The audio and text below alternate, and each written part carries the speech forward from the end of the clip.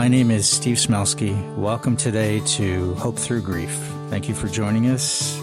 Today we're going to go into Jordan's and mine and my wife Shelly's story a little bit and talk about some of the background. In the meantime, I'd like to introduce you to co-host Marshall Adler. Thank you so much, Steve. I'm glad that we are getting an opportunity today to have you tell us about your journey with the loss of Jordan and your wonderful wife, Shelly. So what I'd like to do is, if you could please tell us about Jordan. I think that'd be the best place to start. Okay. Jordan is Shelly's and mine only child. He passed away when he was 11 and a half. He had graduated 5th grade and was getting ready to go into middle school after summer vacation. Jordan was a 100%, 100-mile-an-hour boy from the moment he woke up to the moment he fell asleep. He was all go. He was all in on everything he did. Jordan liked to go first. He always liked to win. He was actually very talented artistically. His paintings and colorings were very vivid. He was actually a very good writer. We didn't realize how good until we went back and read some of the things that he had written after his passing. He was pretty good in school. I think he got the good grades for us. For him, he could take it or leave it. But he knew it made us proud of him, so he tried really hard on the grade side. Sports-wise, he was pretty athletic. He played soccer for 7 or 8 years. He played baseball for a couple of years. He also played some flag football. Besides being 100 miles an hour and all boy, Jordan really wasn't scared of much outside of maybe spiders and snakes and alligators. He was the catcher on the baseball team because he was the only one on the team that wasn't afraid to get hit by the ball. On the soccer team, he was the goalie because he would lay right out. He'd take one off his head to keep it from going in the goal. He had no fear, which as a parent, it scared us many, many times. He loved to swim. He learned to swim before he was 2. He started taking swimming lessons about 1.5 years, and within 6 months, he was off on his own with no floaters in the pool. We were a little concerned with all the drownings in Florida and wanted to make sure he knew how to swim. He loved swimming. We lived on a lake, and we wanted to make sure that he was able to swim if he needed to, but we also asked him not to go into the water. He loved his friends. He loved playing games with them. He'd laugh and talk with them all the time. He was always trying to tell a joke to make you laugh. Sometimes he'd say it too many times, and we'd have to say, okay, Jordan, that's not funny. You're going to have to get a different joke. But he loved going on vacations with us. He loved hanging out with us. He was actually very well traveled. We called ourselves the Three Amigos when we took off, and we traveled to a different country. And he was very passionate about his video games and playing with his friends and spending time with his cousins. And he always had a good time, and you'd hear the kids laughing, and Jordan was in the middle of it because he's trying to make everybody laugh. But he was all boy and he was all ours. And he could be a challenge, but Shelly and I were both in sales, and Jordan would try to sell you on all his ideas and wishes. His 5th grade teacher, Ms. Charlton, told Jordan he should go into sales because he'd be a good one. He'd always have an angle on something. He'd always try and talk you into doing something his way. But actually, we really miss him. What happened on your vacation in June 2014? That was the summer after he graduated 5th grade from Wilson Elementary. And we were trying to determine where to go. We usually took one very nice vacation over the summer when he was off from school. And we had a couple things fall through, and we asked him if he wanted to go back to Costa Rica because we had been there in 2011 when he was 8. And he said yes. He loved riding the horses. He loved holding the toucan, so he was all in. So we scheduled a vacation, ended up staying at the same resorts that we did the first time, and didn't really give it a thought. We weren't really concerned. First time we checked into everything. We were really concerned. First time we'd ever been there, and we had such a great trip, and the people were so friendly. We weren't really concerned when we left and went down in 2014. We ended up staying, we were there 9 days, 8 nights, and we stayed at 2 different resorts. We did a lot of different things. We did a lot of hiking. We did horseback riding, but we only swam one day. And Jordan and I spent the afternoon in the pool for 6 or 7 hours going down a water slide. And the resort was near a volcano, and it had hot spring water in probably half of the pools. Well, the pool with the water slide was filled with hot spring water, so it was like 96 degrees. And I spent the whole afternoon. He wore me out and 5 or 6 other people. He just kept going down the slide. But you couldn't go down the slide without having all the water splash up in your face and go up your nose. And he and I had a great day. In fact, as a father and son, it might have been one of the best days we ever had together. It was just he and I in the pool for the whole afternoon. And I think we got there at noon, and we left a little bit after 6, went back, took a shower, and met Shelly at the room, and we went out to dinner at their 5-star restaurant there at the resort. And he ended up having a headache the next day, but we left that resort, went into San Jose. He didn't feel as good the next day, and we flew back on Friday. So we swam on Tuesday and flew back to Orlando on Friday. What happened after you got back to Orlando? We flew into Orlando. I think we spent 3 hours in customs because there was a thunder and lightning storm right after we landed, and they couldn't unload the luggage.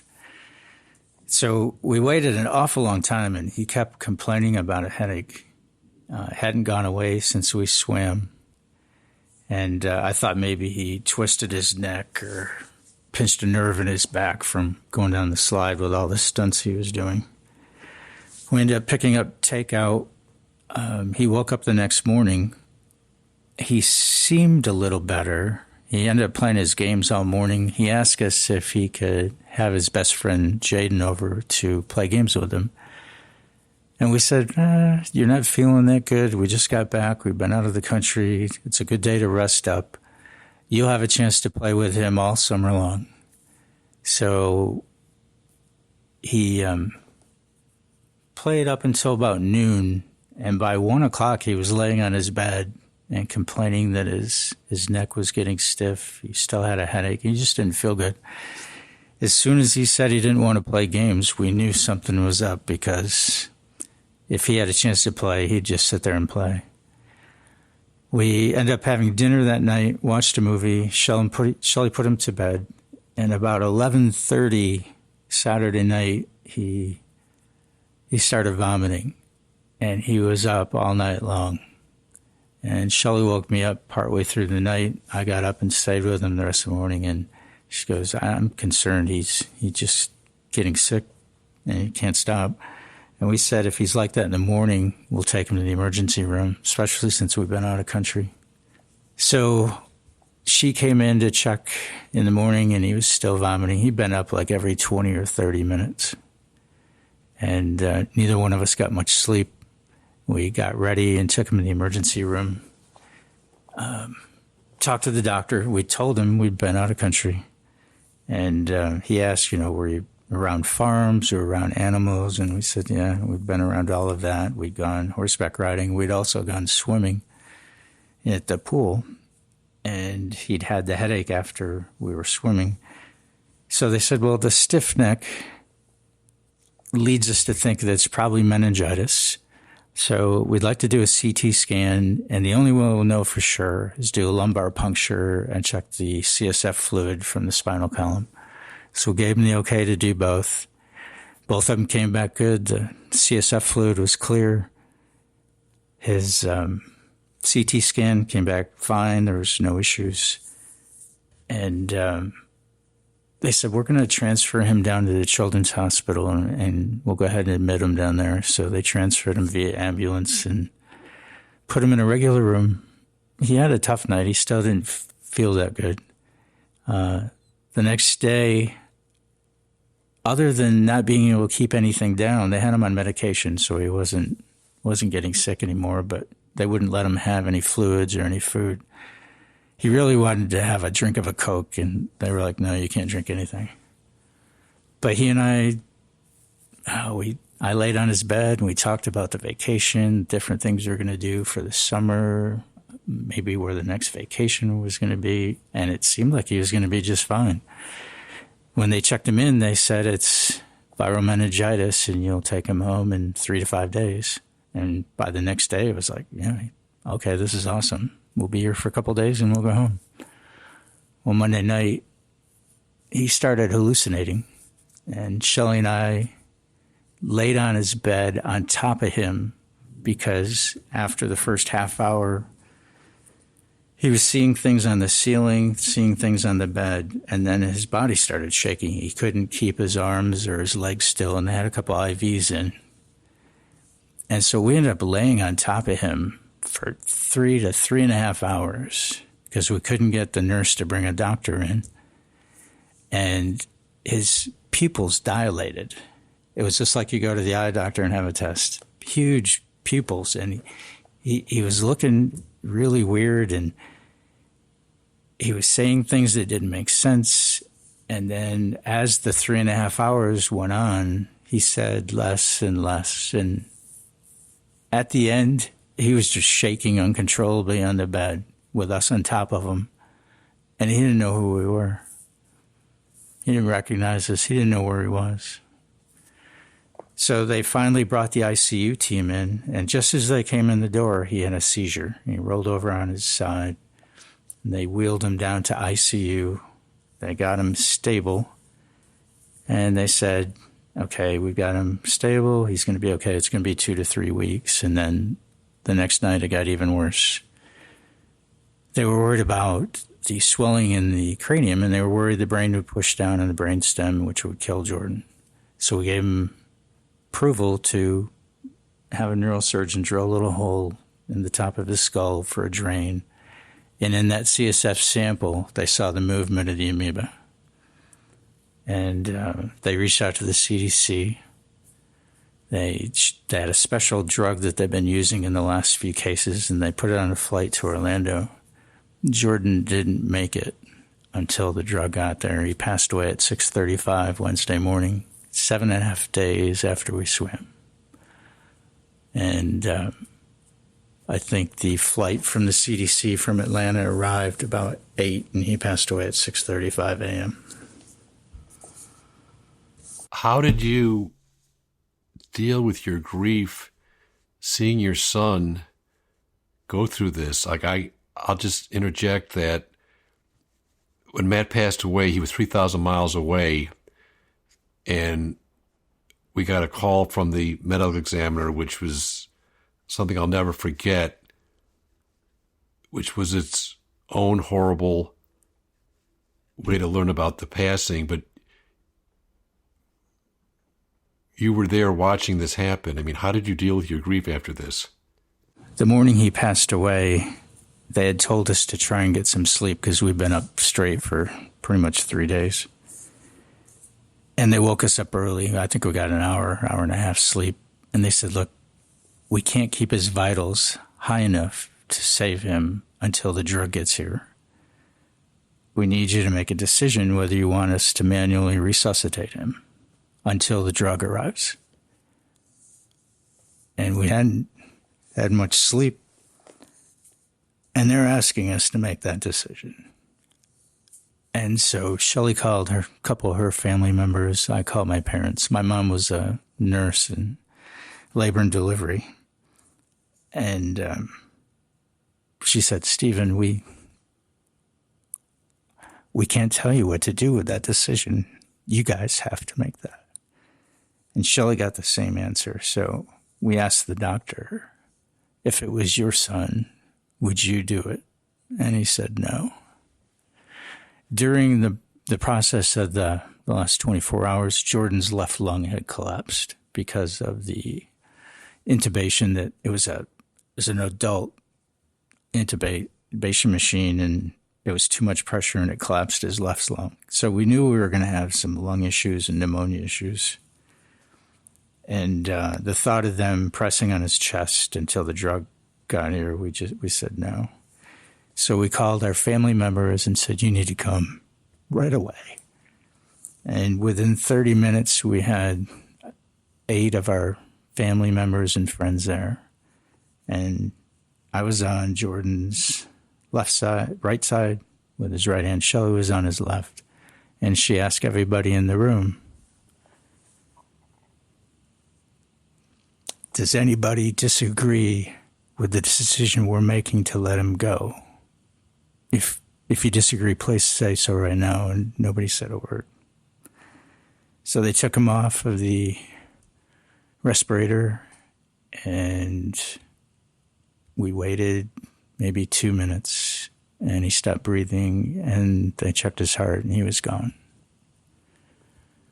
And we held his hand for a few minutes and gave him a hug, and we let everybody else have a turn. And within 20 minutes, we were ready to go out of the room. We didn't want to be there.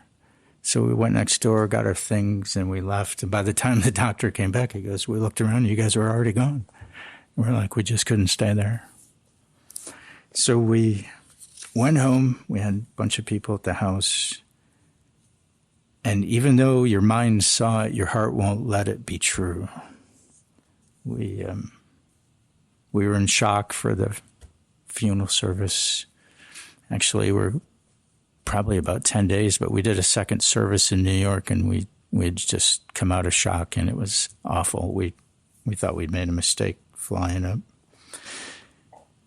We didn't want to be around people. We didn't want to go out of the house.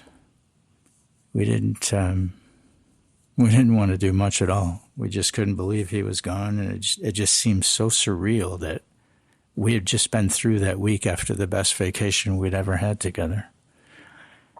And it happened so quick, you don't really have time to let it sink in. We didn't know he wasn't going to make it until they woke us up the morning he died, because we were still thinking the drug was going to save him.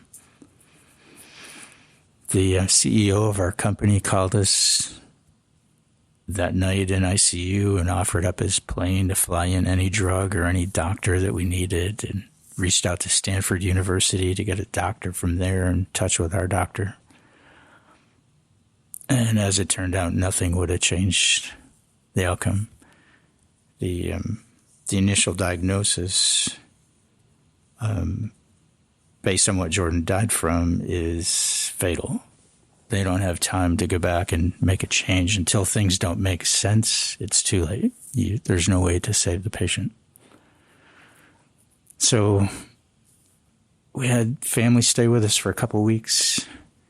And then all of a sudden you wake up one day and they're gone. And you're in the house and it's so quiet without Jordan. And you're thinking that I can't stay here. This is horrible. And yet you don't want to go outside. You don't want people to talk to you. You don't want them to run into you. We had a lot of phone calls and a lot of text messages. Sometimes it was 4 or 5 days before I could call him back. It was, I guess we were in denial for a while, because it seemed like the first 4 or 5 months that we were at the house, every time the front doorbell rang, we thought it was Jordan. And we'd run to the door, and then you'd go, oh, that's not going to happen. He's gone. So we decided that we need to get some help. And we went to see a counselor for almost 4 months. And we didn't feel like we were getting any better. We ended up meeting with one of the pastors from one of the nearby churches, and he told us about a grief program at his church. And we signed up because we knew we were in trouble. And we went right away. We came into the middle of the program. And from the videos and stuff, it seemed to help. So we signed back up when they started up after the first of the year. And we were still struggling. I mean, every day was a struggle. And it seemed like for the first 2 weeks, Shelly and I were on the same page. When she was having a bad time, I knew it, and I would go to her. And same with, I was having a bad moment, she'd come. After the first 2 weeks, it was completely different. We had no idea that men and women grieve differently. We had no idea that everybody has a different journey of grief. And at first we're like, okay, what's wrong with us? Why aren't we feeling the same thing? So we started through the program, and we made some progress, so we signed up for a third time. And it felt better and better, but we still had a hard time accepting it. So we went to sign up for a fourth time, and they said, well, you can sign up, but you're going to have to help. So I guess they thought we were better, and we were like, we can't help anybody. And they're like, we think you can. What made you decide to help others? Because I will tell you that you were so instrumental in helping us through our grief process. And I mentioned before, I've said this many times to many people publicly, that you have been a shining example for me and Debbie how to survive the loss of a child and how to lead a productive, meaningful life. So I'm really interested in the thought process that you came through that made you decide that you wanted to help others after this tragedy.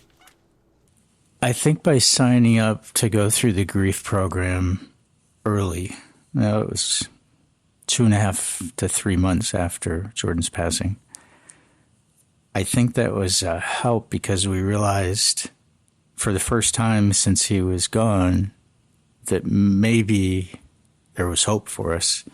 We could see maybe a light down the road somewhere that we could pull things together. Your brain is mush, and it is so difficult to concentrate on anything. Our attention span was 2 minutes. I wish I had $1 for every time I lost my car keys. It was that bad. I mean, sometimes I'd find the car keys in the freezer. I'd find them in the garage on top of the garbage can. Just crazy things. And I think once you start to feel a little bit better, it's like you gravitate to it, because anything is better than where you were at. And you're not even 5% of what you used to be. And any chance that you might get back to what you were before, that's very attractive. So you gravitate towards it. Right after Jordan died, my sister-in-law was here, and she found a couple family sites on the web for amoeba awareness. Jordan died from Naegleria fowleri, which the press calls the brain-eating amoeba, which is pretty much exactly what it does. When Jordan died, it was 99% fatal, which means if your kid gets it, they're going to die. There's pretty much no chance. There's only been a handful of survivors. And about 2 months into our grief, before we started the program, we realized that we didn't want anybody else to go through this. And we thought, all these families have these websites, but we'd never heard of it before. We'd never seen the websites before. And it's like, maybe we could do it. We had no idea how to start a not-for-profit. And some of our closest friends and family members helped us pull it off. And we set it up, and we asked I think we had 4 of our closest friends that we thought could be influential on the board to be board members, and they said yes, and we started. It took us 4 or 5 months to meet with the different hospital systems. We basically did a David Letterman top 10 list. And we said, this is what happened to Jordan. We think every one of these has to change. And if we don't change it, the next patient's going to die too. We found out Jordan wasn't the first case. He was the fourth. Okay, so if you do nothing, outcome's going to be the same. Well, we met with Dr. Rajan Wadhawan, and he was fairly new as the chief medical officer, and he agreed to meet with us. And we made a few requests and suggestions, and he worked with us. And we started out wanting to do awareness, and at the same time, we're going through this grief program to teach us about our loss and our grief and the different steps and the stages, the different things that you're going to feel. We couldn't understand, as we started through our grief process, why some of the things we were feeling, it felt like we got over them. And then 2 or 3 weeks later, they came back. And they're actually stronger the second time, until they start explaining that it's like being at the ocean and a set of waves coming in. The waves can knock you over, but it's not constant. You can get back up, get back on your feet, and wait for the next one to hit you. Until they explained it that way, we thought we were going crazy, because it was like, man, I just got through that, and now I'm going back through it. I don't understand. What's wrong with me? Anger would come up, and it kept coming back and coming back. Came back like 4 or 5 times for me. I was angry about what had happened with Jordan. So we're going through the program, learning and feeling like we're, I'll say, crawling forward, because you don't run. You certainly don't even walk. Many times you fall down. And at the same time, we're working with our friends to come up with an idea of not having any other families go through it. And after the second time through the grief program, we came up with the idea of changing how healthcare deals with what Jordan died from. And so we approached Dr. Wadhawan. We worked with the health departments in Orange and Seminole counties.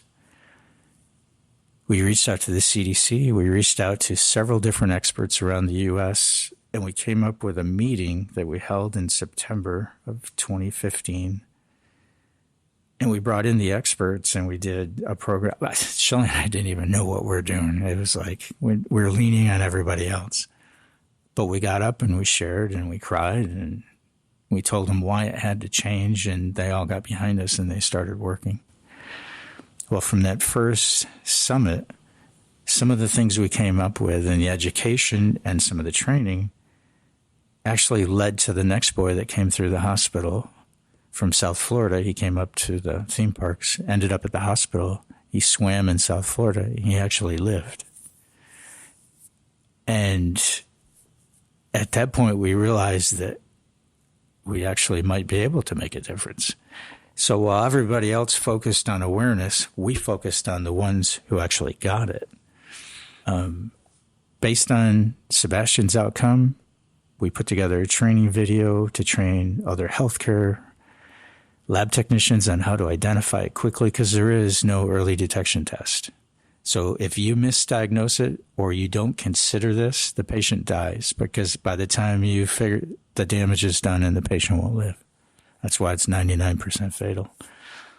So we put together a training video, which has been shared. It's been shared in Spain. And 2 years ago, there was a 10-year-old girl that lived in Spain. And the doctor at the hospital that we've worked with, he shared it with all of his people. He actually went and identified the girl's case, and he had watched the video. And the girl lived. And then we realized that we really could influence something that nobody had ever taken the approach with. But I think it took a parent who lost, 2 parents that have lost a child as their motivation to not take no for an answer. I mean, we get turned down all the time, but we don't quit. In the meantime, we've continued to do the grief program. And they eventually asked us to help facilitate. And we actually got healing from helping others. I know it seems strange, but you get to the point where you're on your feet, you don't fall down as much, but helping somebody else and helping them go from where you were completely non-functional, couldn't stand on your own, to be able to come out and finally smile after 5 or 6 months. I mean, it almost felt like you weren't supposed to smile anymore because I've got all this pain and grief. But to watch somebody else come through the program where you were and then end up where they give you a hug and say thank you and say, I don't know what I would have done. I'll do it the rest of my life. It is very healing to be able to help them, and you know they're going to help somebody else. It's amazing how many people we've talked through that came through the program. They said, I've had 3 or 4 people reach out to me, and I know what to say or to do or how to maybe just listen. But until you get in that situation, I'm not sure you ever know how you can help somebody or what you can say or what you can even do for them. Shelly and I used to avoid people because we weren't sure what to say to them. And I remember going to the grocery store, and I see somebody in the first aisle there at the far end. And I said, I'll meet them when I get around to the next aisle. And I look, and I look, and I look, get to the far end, and they're gone. And then I realized they didn't know what to say to us. So being associated with a program that meets fairly regularly, I think we're doing 32 weeks out of the year. We're in touch with people who understand, they get it, they know where we're at because they're a little bit further behind us. We had a few people that led us that are a little bit ahead of us. And to take all the extra energy that we've gotten and put it into the foundation towards changing outcomes, that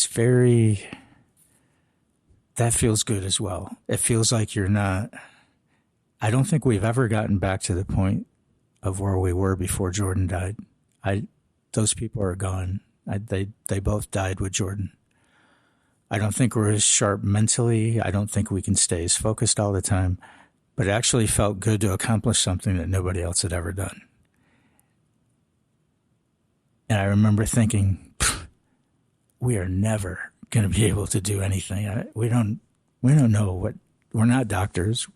We don't know what's going on. Yet we started raising questions that nobody had ever addressed before. And they were common sense questions. And we saw exactly what Jordan went through. And we're like, that's got to change. So we've worked with doctors from around the U.S. This past summit we had in September, I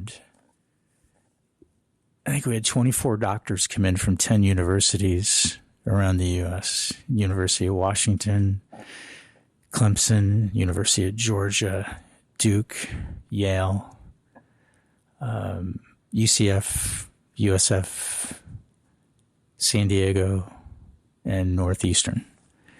And we met with all the doctors. We did a day 2, and we talked about part of the problem with this disease, primary amoebic meningoencephalitis, is there's no early detection test, and there's no drug made for this treatment. And so we've been supporting them because they got some brilliant minds, and they may be able to come up with something that could actually save more lives. So we've tried to stay focused on both things. It helps us personally to help others. And it certainly helps knowing that we might change outcomes from what Jordan died from. Our initial goal was to make sure that we could come up with a process for saving a patient with PAM so Jordan would have lived. And we actually did that in less than 2 years because Sebastian came into the same hospital. Then we had the girl a couple of years ago in Spain who Dr. Lorenzo Morales had actually worked with us. Well, because we shared the information with him last year, I think this is a week before Thanksgiving, they had a Free Living Amoebas conference. They call it FLAM 2019. And the doctor that we funded research for at Virginia Commonwealth University, Dr. Francine Marciano Cabral, she actually started this international conference 38 years ago. And every 2 years, they travel to a different country. And a lot of these doctors have been to all of them, all 19 conferences. And I met a couple doctors from Germany, and this was their 19th conference. Well, they invited us to go, and then that conference was in Costa Rica. And Shelly and I had said we would never go back to Costa Rica.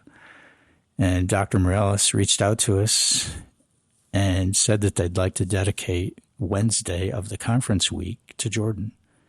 It was Naegleria fowleri Day, and it was in Costa Rica, and they wanted to dedicate, and they wanted our permission. So we talked about it and went to bed, and we got up in the morning, and we both had the same response, because I said to Shelly, I said, what do you think we should do? And she said, I think we should go, but I think we should ask him if we can speak to the group. And I smiled, because that's exactly what I was going to say.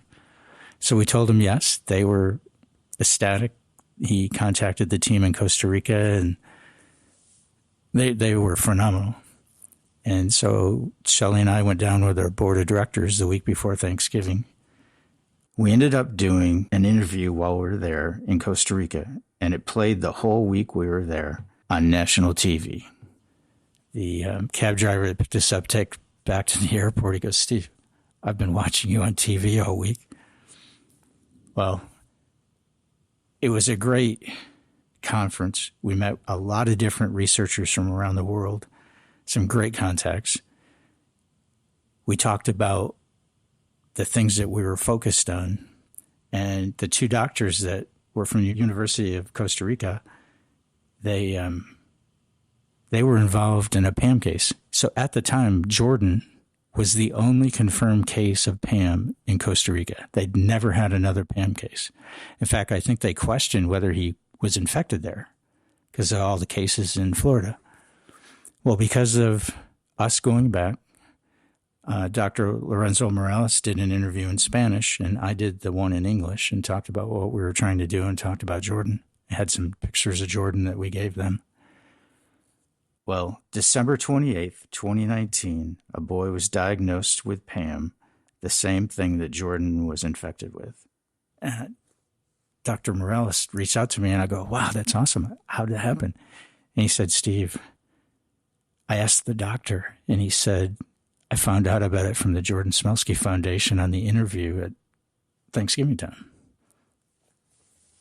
And then they didn't have the drug that they needed, and they started treatment early. The boy ended up passing away on January 9th of this year. But he was now the second confirmed case. And the drug wasn't in country, hadn't gone through customs, but they got it right near the end. We actually spoke with his mom. The boy, his name was Jose, and he was 15 years old. Met with his mom and spoke with her. One of our board members speaks fluent Spanish, so he did both ways translations for us so we could communicate. And she struggled just like we did, all the same things. So she's reached out to us a few times, but 3 weeks after that, Dr. Morales let me know there'd been another case in Costa Rica. And it was a 4-year-old girl. Well, the same two doctors who held the conference identified it in that case. They were aware of it because of Jose's case in December. And she actually got what was left of Jose's drug, and she lived. And that was like February 14th of this year. So those are the type of things that keep you going. Those are the type of things that you want to give back on. We continue to help on the grief side of it. And we've started to realize that we can make a difference and we can reach out. It just takes an effort on our part to put ourselves out there, and you never know what's going to come out of it. So we'll continue to help others because it's helpful to us, and people did it to help us get to where we're at today. There's a old saying in the Jewish religion that says that if you save one life, it's like you save the entire world. And you've already done that by changing the protocol medically. Is amazing that you've taken your grief and literally saved lives with it. So the good work that Jordan did when he was on this earth, you and Shelly are continuing, which is incredible. And I'll tell you, I went to the 2019 summit that you put on here in Orlando, Florida, Florida Hospital. And I was just amazed by the high level of organization, medical experts, cutting edge technology, and research they were doing because of you and Shelly. It was phenomenal. It really was. I was just blown away by it. Oh, thanks. And, every death is due to a medical reason, whether it's an amoeba or heart attack, stroke, mental illness. It's a medical reason, and throughout history, it's been a battle to figure out why that happened and what we can do about it. And obviously, you and Shelly have really changed the course of medical history with this amoeba, which, again, is like saving the world. It really is. We've had an awful lot of help. We've had some great support from Dr. Wedhowen, the health departments here in Florida. We couldn't have done it on our own. Well, I want to tell one more story that applied to us personally, because you and Shelly were fantastic with the grief share coursework we went through. It literally was learning about grief, but it was also very comforting that we all spoke the same language. When you're out in the real world, people saying, how about them Yankees? Okay, I'm a Yankee fan, but I look at the Yankees differently than I did when Matt was alive. It's a baseball game. It's different. So when you're out dealing in the real world, it's just a different set of circumstances and people and language you're dealing with. So being among people that spoke the same language, it just made it easier. You didn't have to explain anything, tell the story for the umpteenth time, and try to put a square peg in a round hole. But when it ended, it really affected us because you had this wonderful ceremony, and I'll just digress for a second, which is interesting because what the ceremony was having everybody in the Grief Share program write a note to your lost loved one. So Debbie and I wrote notes to Matt, and we all went out and threw it in the bonfire and saw the smoke go up, hoping against hope that your lost loved one would get it. And Debbie's message to Matt was we had not heard from him. Like, we absolutely believe that we had been contacted by Matt in the afterlife.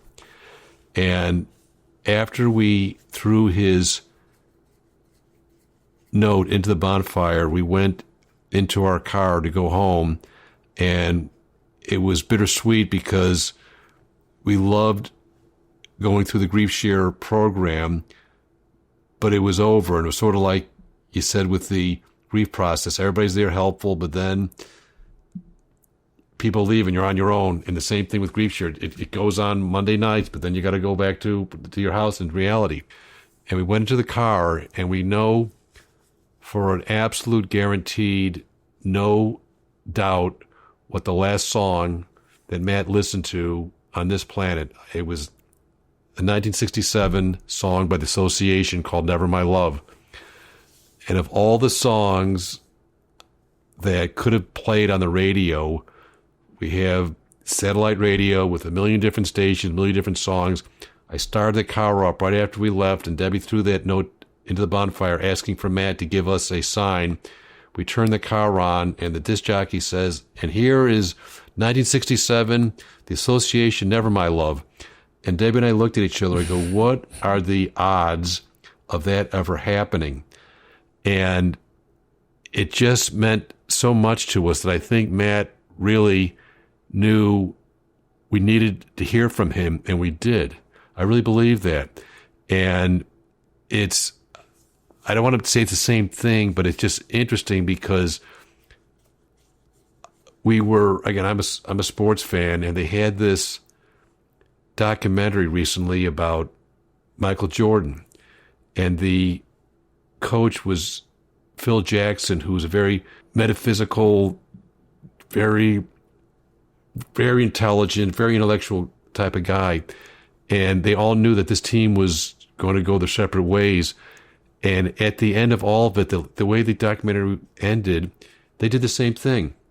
They took notes, threw it in a bonfire, and Phil Jackson had grown up, I think, in Montana with very close contact with the American Indian population. And ironically, my mother, who was this Jewish woman from New York City, was a public health nurse who spent 6 months on a Blackfeet Indian reservation in Browning, Montana. And she fell in love with the American Indians. To the day she died, she was in contact with the Blackfeet Indian reservation in Montana. She went out there in 1990 with my father, some 43 years after she was there, and she saw middle-aged people that she helped bring into the world, because she was the only nurse. If you were born in 1947, she was there bringing you into the world. And so my mother always had a soft part of her heart with the Indian philosophy of living and dying. And I think Phil Jackson had that. And I think I sort of have it now from the bonfire, because it just was different. And so it's amazing how you can take grief and say, we're going to do something positive out of the ultimate negative that can happen to anybody, because we want our loved ones to make a difference. And I think that especially when you lose a child, you want to make sure nobody's ever going to forget the effect that your son had on the earth. And the fact that they're not here now, it's our goal to do it. So I cannot thank you enough for the effect you've had on our lives, and for the other hundreds of people that you've affected that haven't told you that. I'm speaking on their behalf, because you've had a wonderful effect, not just medically with the foundation, but also what you do with Grief Share, and hopefully what we do with this show. Because through technology, we obviously are going to have a much easier time reaching many, many, many people that will be grieving. Again, this show will hopefully be out there 1,000 years from now. So I'll just tell you that we're recording this in the year of 2020, when there's a worldwide pandemic. And somebody 1,000 years from now listening to this might have to go through a history book or a Google or who knows what they'll be then to read about the 2020 pandemic, but we're in the middle of it. Right. And I think because of that, it's just the unfortunate reality that people that don't even know it yet will be in our shoes experiencing grief like we have. So I know when you and I talked about how to help others, a show like this with technology that now exists is the way to help as many people as possible. And I know Matt would want me to do that. And it sure the heck sounds like Jordan would want the same. Am I correct? Yes. And Shelly and I are just like any other couple that loses somebody really close. You don't want people to forget who they ever were. And that keeps us going. I forgot which civilization it was, and I should Google this, but it just came into my head that there's a civilization that believes you actually die twice. You die physically, obviously, when you're physically no longer here and you pass away, but you also die a second time when the last time somebody on this planet mentions your name. And I heard that many times before, and again, I don't know which civilization it's attributed to, but I never really understood it until Matt passed away, and I totally understand it now. I want people to understand how lucky I was as a father and our family was as a unit to have Matt in our lives. He just was a gift from God. And the fact that he's not here physically doesn't stop our love, and it doesn't stop the good work that he did. And I'll just try to close with this. You know, at the eulogy I gave, I had to tell about Matt's life to many people that didn't know him. A lot of his friends were there, but a lot of our friends were there. They never met Matt. So I had to use a lot of quotations from movies, and I used the last line that Patrick Swayze made in the movie Ghost with Demi Moore. If you remember the movie, he passed on, and he was a ghost, and she didn't see him till the end. And when he was going to the other side, he just told her that, he said, "I love you. I've always loved you. And it's amazing, the love inside, you take it with you." I remember that line. Yeah, and I believe that. And that is absolutely true, because he's been gone and the love doesn't go. The love doesn't go.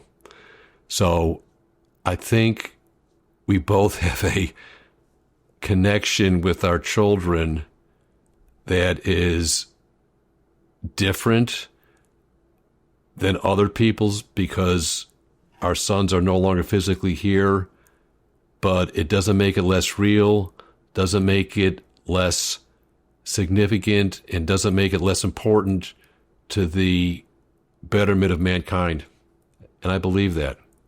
So I can't thank you enough for telling your story, and you've been such a good friend and such a help through our journey. And what I hope from this show, that both of us will be able to help as many people as possible that will be on the same journey that we have been on since we lost our sons. So thank you so much for telling your story, Steve, and thanks, you've been a very good friend. Thank you so much. All right, thank you. Thank you for joining us on Hope Through Grief with your co-hosts, Marshall Adler and Steve Smelski. We hope our episode today was helpful and informative. Since we are not medical or mental health professionals, we cannot and will not provide any medical, psychological, or mental health advice. Therefore, if you or anyone you know requires medical or mental health treatment, please contact a medical or mental health professional immediately.